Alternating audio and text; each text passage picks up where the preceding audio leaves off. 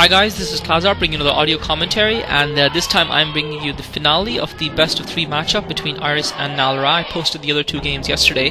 I actually haven't seen this matchup, so that just goes to show you how far I am in terms of reducing my StarCraft addiction, because I actually watched the best of 3 series for the first time yesterday, and I didn't watch the finale so that I could cast it today. I had to go out with my wife, so I actually gave up watching the finale and left it till this morning, and that just shows how much self-control I've been able to exert over this. But obviously, for completeness sake, I decided I might as well finish this game and commentate on it as well. But you'd be guaranteed there probably won't be any more until probably sometime next week.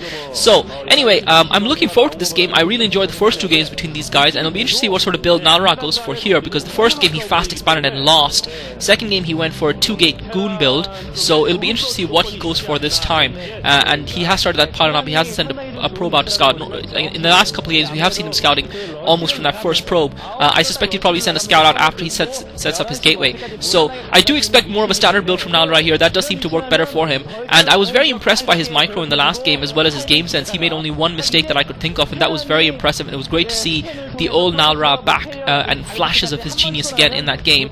Although at the same time, you know, if Iris was to win here on Python and go through, I wouldn't begrudge him the victory either, because he is a great player as well, and either of these players is going to prove entertaining if they get to the World Cyber Games finals. Although Iris doesn't have the same level of panache that someone like Nalra has. Obviously he doesn't exude that sense of style that Nalra. I mean, if you look at Nalra's glasses, for example, you just can't compete with that.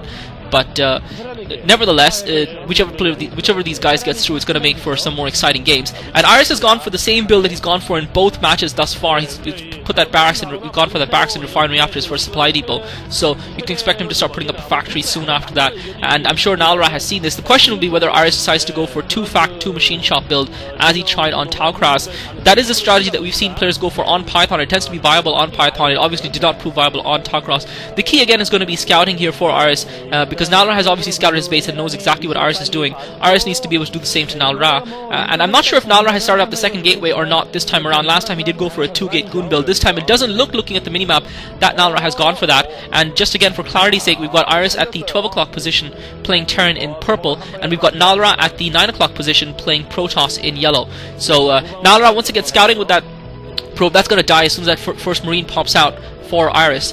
He's going to be able to take that out and end that scout. But crucially and critically, Iris has not scouted Nalra's base yet. He has not sent an SCV out. Nalra has gone for and Iris is, unfortunately, he has sent that SCV out, but he scouted in the wrong direction, unfortunately. So that ramp is going to be blocked by Nalra by the time Iris's SCV gets around. Iris just now scouting the 3 o'clock position, and he's now next going to be scouting the position at 6 o'clock. So he's miles away yet from scouting Nalra's base, unless he decides to go straight for 3 o'clock, because Nalra obviously has not produced a Zealot, and that's interesting to note that he has not produced a Zealot at all. He's going straight for the Dragoons. So he's going for, and Iris is going straight away for the 3 o'clock base. I think he figured the fact that that probe got in pretty early into his base, that allowed him to figure out the fact that Nalra's base would have been one of the 2 bases adjacent to his rather than one of the bases across the map, and so Nalra should be able to block this scout. He has got a Dragoon on that ramp, and Iris unable to get up that ramp. So Iris unable to get the scout in, so he doesn't know what Nalra is building, and that's going to be a little bit unfortunate for Iris, because he does not now know what Nalra's build is. And this was a feature of the last matchup where Iris was denied the scout by Nalra, and Iris now straight away going for the machine shop. He's not producing anything other than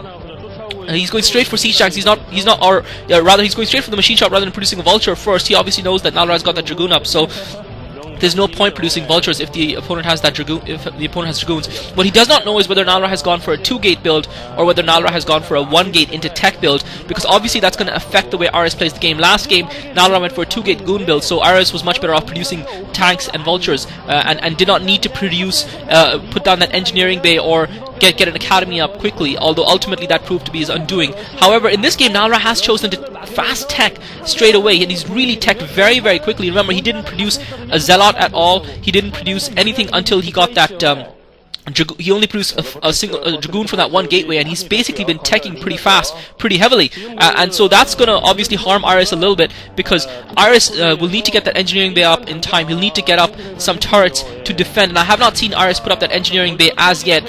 He doesn't have an academy either, so there's no way he can scan and see what Nalra's got in his base. He's got that siege tank out now, and Nalra has already got that shuttle out, and this is one of the things which has been a feature of Python with the shuttle play. We've seen these island expansions for Protoss lasting well into the late game, because generally speaking, and I've commented on this before, this is another feature that you usually see on a map like Monty Hall, and one of the features of Monty Hall is that generally speaking, Terran players don't have dropships in their build versus Protoss players, whereas for Protoss players, getting a shuttle is pretty standard in their build versus Terran players, and that allows the Protoss players to put up that expansion, that allows the Protoss players to get that extra island expansion running, and it gives them a great chance later on in the game. And Nalra now just loading up that shuttle. He's got a couple of zealots in it, and he's going to get that Reaver in. Iris obviously has not got that scouting information, and but that vulture is meandering around the middle of the map, and that vulture might see that shuttle traveling over. This might just be a pure stroke of luck, or it might be an intentional move from Iris. I'm not sure. That vulture wandering around, he hasn't planted any spider mines though. Iris has also got that barracks to scout, so the vultures missed the shuttle, so he hasn't seen the shuttle yet. He does not have anything in his base, but he does have his tanks and his vultures, but he does not have any anti-air at all, and that barracks has missed that as well, so the floating barracks did not see the shuttle, so that's going to be difficult for Iris. He's only now building the engineering bay. That's far too late, and his troops have all moved out towards Nalra's base, so Iris is going to be caught with his pants down here, and Nalra is just going to drop right on top of Iris's base, and that Reaver is going to inflict some serious damage. Okay, only one SCV gets killed with that first Reaver shot, giving Iris the opportunity to move those SCVs away. So but Iris in a little bit of trouble here. He's certainly not mining at all while he's doing this, and now Iris is taking down those zealots. So Iris lucky, very lucky. Nalra unlucky there. You have to feel sorry for Nalra. He was completely unlucky, but this is going to be a chance here. If he can drop that Reaver down, Nalra drops a Reaver down. If this Reaver shot goes in, oh my god, Nalra so unlucky. He's got two Reaver shots right in the middle of Iris's SCVs, and you've got to feel sorry for Protoss players when this happens, when the Scarab just doesn't do the kind of damage it should have done. Nalra did everything right. He deceived Iris with his tech. Iris did not have the engineering bay up in time. He did not have turrets up in time, and yet Nalra, despite going with a Reaver and two Zealots, was not able to inflict significant damage on Iris's base. He wasn't able to inflict enough damage. He was only able to kill a couple of SCVs despite getting the perfect Scarab shots off, and that's very unlucky for Nalra. But you've got to give Iris credit for bringing his troops back and defending it. But really, Iris just dodged the bullet there. He was so incredibly lucky there. But that's part of StarCraft. Luck is part of the game. And unfortunately for Protoss, when you go for Reavers, that is a very big part of the game. So you've got to feel a little bit sorry for Nalra, but you've got to give credit to Iris. And now Iris is in a strong position because he didn't take the hit to the economy. Those Reavers really do need to hurt the Terran economy. But Nalra has got that expansion going down at the 7 o'clock position. That expansion is now up, so that's obviously going to be in his favor the longer the game goes on. But Nalra is going to find himself in a little bit of trouble here because Iris is going to be able to set up a contain now. Nalra has got a couple of Reavers out, and he's probably waiting for a new shuttle because that shuttle is low on health. Even with recharged shields, I wouldn't be banking on that shuttle, but he is dropping probes off now in that expansion, so Nalra is going to be starting to take the benefits of that expansion up, and especially if he's taken the gas early in that expansion, he's going to have his 2 gas going quite early, and that's going to allow him to switch to carriers or at least get a few Templar out. But Iris is going to be ready with his contain here. Iris is going to be ready with his push anytime soon, and that's obviously going to hurt Nalra. But Iris now with that hidden starport, and Nalra has to know this is crucial. I don't know what Nalra is doing here. He's got to have seen that spider mine with the observer, and yet he still flew his shuttle right over it. Those tanks are now heading out towards setting up contain in Nalra's base. Iris is setting up that expand of his own as well, and Nalra is forced to retreat with that shuttle. So Nalra a little bit careless here. Maybe the pressure of the situation is getting to him.